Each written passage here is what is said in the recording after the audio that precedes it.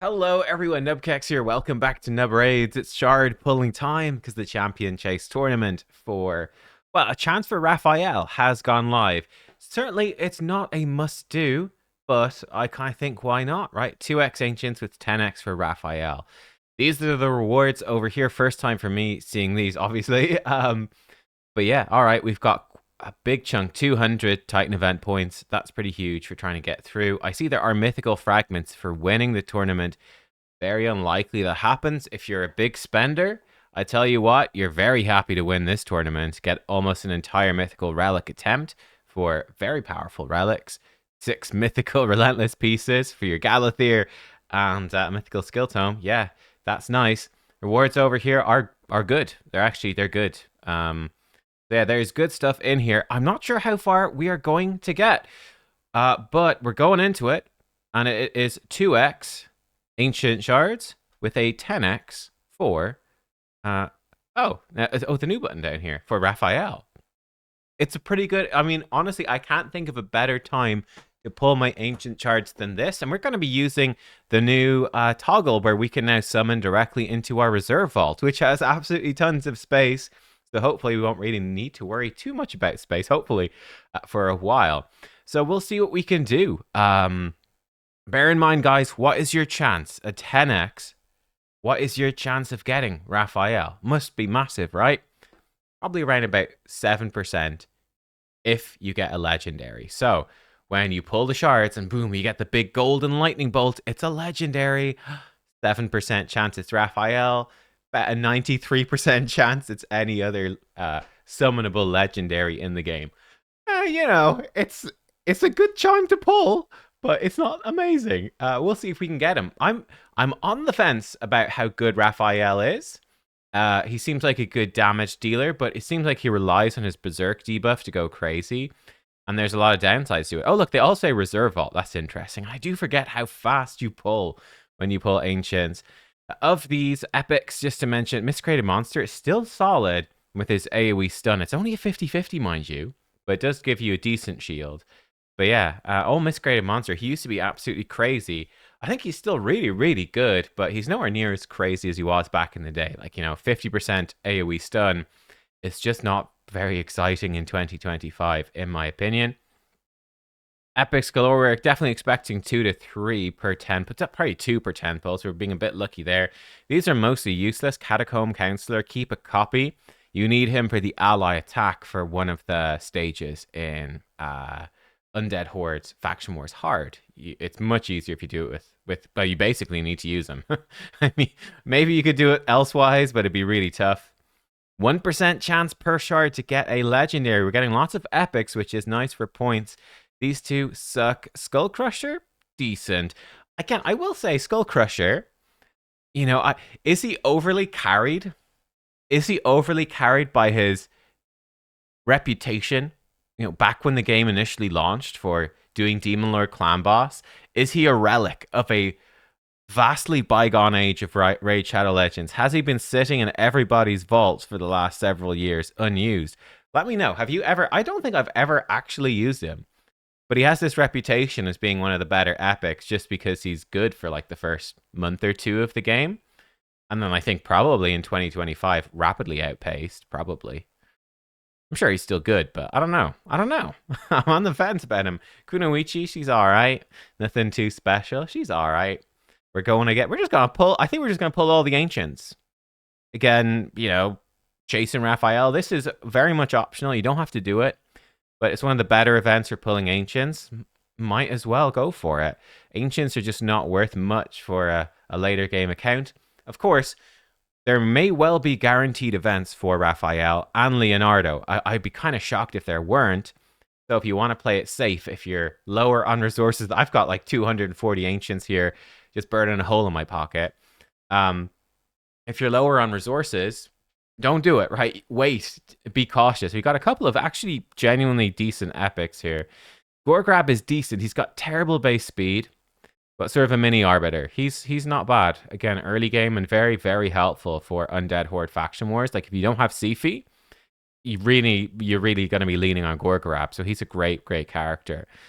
Old Gruckus, I know YST used him for Fire Knight hard 10 for a while, which is crazy, right? But decreased speed, he's got some turn meter pushback. Triple hit A1 with Leech. Decreased attack, heal reduction. 24% speed in Dungeons Aura. This guy's got not a pretty good kit for an epic. He's like a very solid epic. Definitely sort of the quality you'd be broadly looking for in a more modern epic now. Signy, modern epic, but probably not that useful. Not even sure exactly what she does. Some reflect damage, increase resistance. Remove some buffs and debuffs. Yeah, decrease resist. I don't know. She's a bit clunky. I feel like she's just like an accessible increase resist option, but probably not very useful. Increase resist, I think, is kind of a premium buff to be investing into. It's not something you just build for the fun of it, right? You know, it's like throw an increased defense into the team. Sure, why not? It's good. Increase resist, not so much. Jalaja actually very nice. Again, a great faction wars. AoE decrease attack on a 3-turn, fine. Bit of healing. Really nice move here. Continuous heal shielding as well on your team. And then lots of counterattacks. Pretty nifty. Pretty nifty. Throw in her stun set. She's going to be okay. Pumping out lots of counterattacks. Even a provoke set might be better so she can counterattack when they hit. No legendary so far. Allure, great. Again, like old but gold, right? That crazy turn meter reduction A1. Not really relevant anywhere recent whatsoever, but older content, she was amazing. Another miscreated monster. It took me, by the way, I think I played the game for, I think I was about 4 years maybe. 3 or 4. I think it was about 4 years. It was only in the last year I actually pulled miscreated monster. I just could not pull this epic for the life of me for the longest time. Just couldn't get him. Now we pulled 2 today. It's crazy. We're ripping through his shards. Where's the 2x for the legendaries? We're getting epics for days.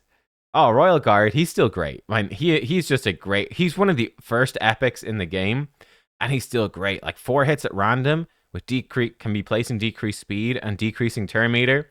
A decreased defense A1. AoE enemy max HP. He's got an attack, great attack in Dungeons Aura. He's such a Giga Chad. He's probably the most gracefully aged epic because he's super old. Oh, there's one. Come on, Raphael. Oh, it's a Calvalax. He's good. I've got 2 of them. He is like so strong for arena right now. Calvalax is crazy. The reason is 4 poisons at the start of each round. You give him the Arachne Elixir, build him with loads of attack to boost out poison damage, and then even a small lethal dose blessing. And this, he'll just one-shot everyone who doesn't have stone skin, basically. Like he's crazy. You just need the accuracy to place the poisons. That's the difference. Him versus Hegemon. Calvalax I think there's actually a bug at the moment with like arena defense and offense. I think there's a bug with like weird turn order stuff. I don't know. But generally, Calvalax will kill Hegemon before Hegemon can get a turn because Hegemon will be poisoned. This should happen before Hegemon goes. It's supposed to. I don't know if it does right now, but I think it's supposed to. But yeah, he just wipes dudes out. It's absolutely bonkers. Yeah, so he's crazy good. I use him a lot in Arena, one of my more drafted things right now. Arachne, I mean, okay, I've got no problem with him being this strong. It's probably fine because he does it at the start of the fight and then he does nothing else. I mean, he's got a small chance for poisons. I don't mind it. You know, an alternate Hegemon, cool, totally fine with it. But I think the Arachne Elixir in general is way overtuned, and I don't know, this rare relic making poison go from almost useless to totally overpowered, for me is a step too much. Defile Sinner is absolutely terrible. I would prefer poison to be rebalanced to be better generally, and have the Arachne Elixir not be so strong. I mean, doubly so for a new player, you just can't get it, right? The Arachne Elixir is locked behind Faction Wars hard, so what's a new player do? Screwed, I guess, right? Just you can enjoy poison champs in a couple of years whenever you get to Faction Wars hard. Other than that, I don't know. I see lots of comments saying it's the best balancing ever, and this is amazing game design. Not sold myself whatsoever. Tarshan's all right. You know, increased defense, bit of a turn meter boost. I think his base speed's not super good, so he's not super useful. Geomancer, insane. Arguably the best epic in the game. How many do we have left? Okay, we still have 100 left. Let's double check how we're doing on the tournament. Oh, we're almost there. Ooh. We are almost there. We're getting lots of rewards. I've got 7,000 points. This is juicy. I mean, screw it. Let's just pull everything. Let's just go for it. Why not? YOLO. YOLO is officially called. We've engaged the YOLO. 100 more ancients. Let's go. I mean, I'm sure there's someone going to come in and pull way more than me. A good chunk of epics. We'll take it. We'll take it. Any of these good? Funny enough, I have a 6-star crushing rend, Yaga the Insatiable. This champion sucks, but you give basically any champion with decent damage multipliers 6-star crushing rend, slap them in some merciless gear, and they will just one-shot everything in Cursed City. Because there's so much ignore defense, they just do stupid damage. Burngiri's like very cool looking. He should be better for how cool looking he is. AoE 60% chance to stun. Better than Miscreated Monster, funny enough. And then, yeah, some strength. Yeah, I don't know. It's interesting. I would say if you said, who's better, Miscreated Monster or Burngiri? Everyone would say Miscreated Monster. Burngiri's, maybe he's not so far off. He's very good for soloing like Bommel, because he keeps on lower difficulties. Don't think he can do higher difficulties, but his passive keeps healing him. It's kind of cool. That's a terrible set of pulls. 100 points for 10 rares. Come on, another legendary, and have it be Raphael. Not unreasonable to expect a legendary with 100 pulls. Arndulf Jingle Hunter. Poor old Arndulf. My favorite joke in the game. He's got a horse on his helmet. He's got a horse on his shoulder plate. A horse on his stomach. There's probably one on his weapon. Yeah, there's one on his weapon. He's got one on his back thing. Don't know what you call that. There's some word for it.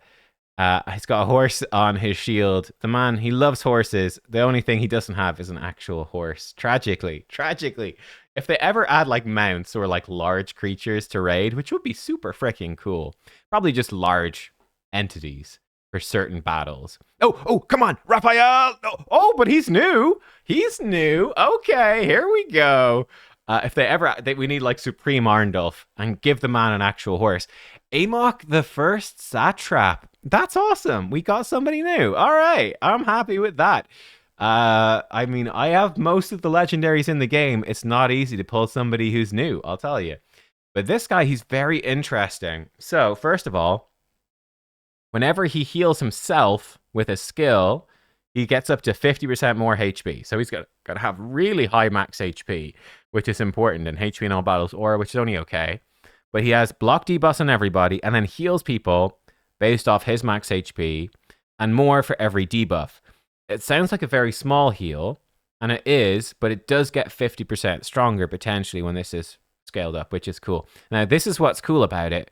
Removes any debuffs from allies which negatively affect stats and replaces them with their mirrored buff equivalent. Now, that is absolutely crazy. Does not convert decreased crit rate and crit damage. That's interesting. Was that there initially, or is this new? I wonder if that's new. But yeah, he just swaps like everything, right? So block buffs becomes block debuffs. Heal reduction becomes continuous heal. Weaken becomes strengthen. Decrease attack, increase attack. Decrease defense, increase defense. He could just swap everything. So this is potentially like the best cleanse and the best buffing move in the entire game all in one. It's difficult to find a place to use this. Where do you use this? I don't know. Quite good, I suppose, against the purple boss in Faction Wars Hard, but I've already beaten Lizardman, so I don't need to worry. I wonder why they excluded crit rate and crit damage stuff respectively. That's quite weird. That's very strange. Like, why? Why those? Odd. But yeah, this is potentially an absolutely amazing move.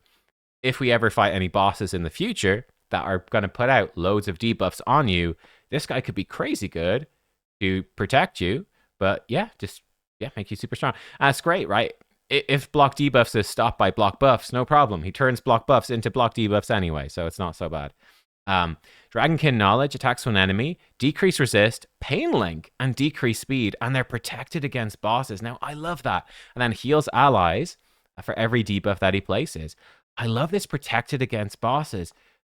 He might be all right against Chimera. He could certainly be good, very good for new players against Chimera. Very high accuracy requirements. Pain Link does open up some trials, and he's only 2 champions. I think it's only him and the mythical Gizmak can place Pain Link. So that makes the trial easier. Decreased speed, very useful. Great debuffs for boss. Again, he's got lots of potential for future. And some nice healing there as well. Then A1, steal a buff. 100% chance, no less. And then a good chance to place leech. He's solid, man. I think he's solid. He's very fun. Visually looks super cool. This could be an amazing champion to pull early game to help you progress against bosses. And you don't have to worry about the debuffs being cleansed, which is huge. Yeah, I think he's super cool. So I'm very happy to pull him. Neldor, top tier epic. Decent damage, but super good for Fire Knight, right? Triple hit A1, 4 hit A2. He's got decreased speed AoE, decreased attack, decreased accuracy. It's insane. Freeze A1, they're 3 hits at random, but he can join in whenever an ally places freeze. He's got a chance to do his A1 as well. And again, Fire Knight hard, you push its turn meter back by placing freeze. So Neldor is super good. He's really good. Hoffery's all right for Skinwalkers. Reviver with increased attack and crit rate. Increased crit rate's quite awkward. You'd have to build your whole Skinwalker team really around this to make use of it, which is not great. No turn meter boost, so he's not very useful for any other real content. Small chance to stun. He's really just a reviver for faction wars, basically. That's going to give you some nice buffs. So he's okay, but nothing special. Let's go. Can we get another legendary? 2 so far. Calvalax, who's great, but not new. I need to check if he empowers anyone, actually. Don't know. 3 Calvalax as well. I talked only about Calvalax for Arena. He's, of course, really strong for wave content as well. I guess for Calvalax, you obviously can't place more than 10 debuffs, but you will get 10 poisons out there. Probably overkill these days with the Arachno Elixir. It's like probably totally pointless, but maybe. I do use double Calvalax. I only farm stage 20 of Faction Wars hard. But they double Calvalax and Empress, basically farm stage 20 Faction Wars hard in less than a minute. It's very nice. Anchorite's all right. Sort of an accessible buff extender. 3-turn cooldown buff extension with, some buffs, a little bit of healing. He's like accessible buff extender, sort of about it. Gerhard the Stone, I think he's single target damage, but nah, nobody's using him really. Keep going. Another legendary. Each shard a 1% chance. Huh? The Nassel? I think he was considered okay when I started the game. Poor man, he's put on these giant fingernail things and he can't even hold his staff properly. He's just so scared of stabbing himself. It's quite tragic. Can't even hold his staff. He sucks, unfortunately. I mean, a 5-turn cooldown AoE, 1-turn buff decrease. Like, bro. Tell me you're from 2019 without telling me you're from 2019. I'm guessing that's when he's from. Increased defense on everyone and heals them. It's all right. That's okay. And then A1. So many bucks. Decent chance to sleep. He's not the worst champion in the game. But he's certainly not good. That's for sure. Keep going. Keep it going. Maeve. All right. 1%. Where's Raphael? Where is he? I think she needs a lot of bucks. She's not too bad. Yeah, she's just whatever. Generic damage dealer. Generic old damage dealer. Nothing too special. Norox. Okay. Couple epics here. Is this our lucky 10 pull? 3 epics. 4 epics. Come on. And the legendary. Good ones as well. Very, very good epics, actually. Vogoth. El Clasico. Right.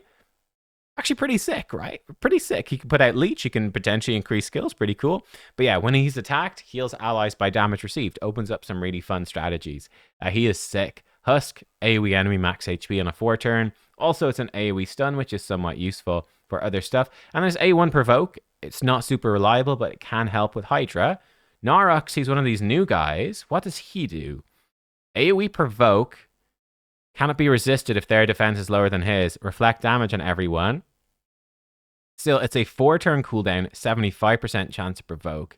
Okay, the reflect damage a bit weird. Ally protection on everyone. Counterattack on himself. A1, good chance for decreased speed. Whenever an enemy attacks ally under ally protection, 15% chance to provoke. That's actually quite solid. So he's not a bad faction war sort of champ. Just spamming provokes. Cool, trying to keep you alive a little bit. Put him in a provoke set. He's going to be counterattacking sometimes. Chance to provoke. Give him the mastery that ups his chance to place provoke. Okay, yeah, he's okay. An Arwid, is she an ally attacker? No, she's just damage, right? She's just a big damage dealer. Yeah, just, right. Hits hard, AoE attack, removes debuffs, removes a buff from all enemies, useful if they've got unkillable or revive on death or something. Steals a buff. She's just sort of a damage dealer with some buff removal and a little bit of self-cleansing, but pretty generic damage dealer. I think she's probably all right, but nothing too special. Got an epic Canoness. Oy. Oh, we're running out of shards, folks. We might be at the end. I don't know. Canoness, terrible champ. Let's go again. I believe. I believe in Raphael. I have zero faith in pulling Raphael. I'm hopeful. I've got gems as well. Ooh, 3 epics back to back. I could spend a bunch of gems and buy more shards and really try to win this tournament. Maybe worth it, actually. I don't know. Spicy. Jotun, he's kind of fun. 4-turn cooldown burn. Yeah, if only the burn the burn relic. So here's a funny story. Well, I'll tell you after. We'll come back to it. I'll come back to it. Jotun, not very useful, sadly. Tomoe, kind of cool. Sort of faction unity. That's not a faction unity, but makes your Shadowkin a bit better. You can put increased crit rate on Shadowkin, turn meter boost, increased crit damage, counter attack for 3 turns on an ally if they're from Shadowkin, AoE decrease attack. She's all right for Shadowkin. I think faction Cryptora, not a bad Shadowkin champ. Lockwayne, I tried him, not a big fan. He's kind of bad, unfortunately. Like arena champ, but he kind of sucks. So here's we've only got 3 shards left. We're actually done anyway. What's his name? Vizig. I've got the faction unity. So I had him, right? I gave him the Skull of Treason, which was a limited edition relic. Limited edition to one of the events. You cannot currently get this. It's unobtainable in the game. I was really excited when I got it. I put it on Vizig, and it broke my team for Ugrin faction tribes. I swapped him back into Arachnelixir, and he does so much more damage. Put it in context, he does burn and 2 poisons AoE. Arachnelixir, bonus damage equal to your attack. He has 800 base attack. He has 2,000 attack total. He gets noticeably more damage from Arachnelixir. Like, it makes a huge impact. This is so much stronger than this. Yep. Skull of Treason is basically only for burn champs in arena with high incinerate blessings, which is sad. Arachnelixir is OP everywhere. This turned into like an anti-Arachnelixir video somehow along the way. Well, here we go. We get 20 red essence, which I'm happy with. I will definitely take that. That's great. Feels like a pretty good use of my blue shard so far. I mean, I would expect other people to chase me here, but man, if we came first, that'd be absolutely insane. I don't expect it, but yeah, we'll see. Hopefully we get first, second, or third. We get some mythical fragments. I'll be very disappointed if I don't come first, second, or third. And there's a decent chance, yeah, I would spend gems to pull more blue shards to try to stay up here. We're so invested at this point. It's the sunk cost fallacy. We might get sucked into it, folks. We might. Of just trying to chase. Here we go. We'll grab all this stuff. Sure, we'll grab the Donatello soul. We might have enough to pull another Mortal Soulstone. We do. Big mistake, by the way. I got like a Mortal Soulstone from Cursed City or something.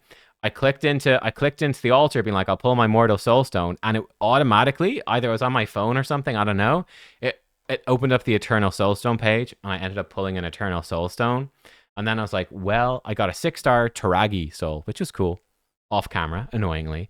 And I said, well, shit, I'm so close to finishing this thing. So I pulled a few immortals, didn't really get anything useful. We've got 3 immortals. But yeah, I've basically maxed out the tournament. And now we're slightly overkill pulling these. Let's see, we still have the 2x. Greybeard. And finally, rare. 3-star Acolyte, nothing there. But yeah, unfortunately, well, I mean, it's not so bad. I maxed out the tournament. I went and did it. The Soul Chase tournament, maxed it out. I don't know. It's probably maybe a waste. But yeah, so it cost me maybe 10 immortals after pulling my Eternal. And wow, I'm only 5th place on that. That was like 100 mortals, an Eternal, 100 mortals, 10-ish immortals, an Eternal. And we're miles behind first place, actually. Yeah, all right, we'll see. Guys, good luck in your own shard pulls. Does Calvalax empower anything? That's the question. I don't don't know if he does. He's the sort of champ I could see empowering stuff in the future. I'll probably just hold on to him to be safe. Yeah, no, he's not empowering anything right now. By the way, these were... Oh, I totally forgot. We've got our summon pool summon. And this is something I didn't realize, but these are champions that empower the turtles. That's what's going on. Can we get Leonardo? Could you imagine? Could you imagine? Of course, it's an epic. Well, it's Deacon. I mean, again, one of the best epics in the game. But of course, it's an epic. Ugh. No, Leo for me. Hey, it's a few extra points towards that tournament. We'll see. Good luck in your own polls. Hopefully you guys get Raphael if that's what you're after. Like I said, I'm not actually super convinced as to how useful he is. I think he's personally rated rather high here. I am not a believer, but he's not bad. He's certainly good. He's a good champion. Certainly does a lot of damage, but he's just super squishy, which is, in my opinion, not a great place to be as a damage dealer. Typically, the best damage dealers, certainly for Arena, are ones who are stupidly tanky and survivable, like Siegfried and Taurus and that sort of thing. So, yeah, generally. Anyway, we'll see. Thanks for watching. I'll catch y'all next time. Goodbye.